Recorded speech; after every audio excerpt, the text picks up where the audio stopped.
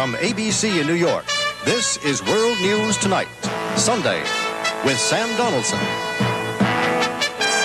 Good evening. The U.S. Embassy in Tehran has been invaded and occupied by Iranian students. The Americans inside have been taken prisoner, and according to a student spokesman, will be held as hostages until the deposed Shah is returned from the United States, where he's receiving medical treatment for cancer. Some reports say as many as 90 Americans may be involved. Others say as few as 35.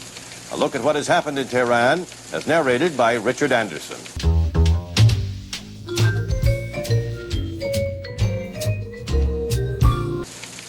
The American hostages were blindfolded, handcuffed, and marched out on the U.S. Embassy's front steps by the revolutionary students. The Iranians had fought U.S. Marine guards for 3 hours for control of the embassy. The Marines used tear gas, but were eventually overrun at 5 o'clock this morning, New York time, as revolutionary guards and local police stood by and watched. This is a nightmare.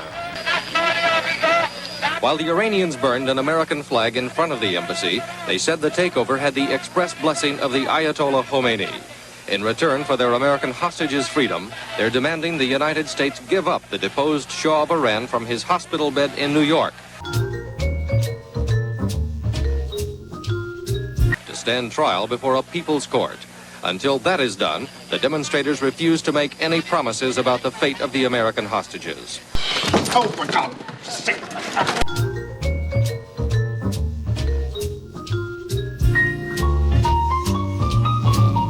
Day one of freedom for 52 Americans. Though thousands of miles apart, these two historic events moved almost on parallel tracks today. The new president had not been in office an hour when the former hostages became free men and women again. And they are well along now on their trip to West Germany and eventually to home.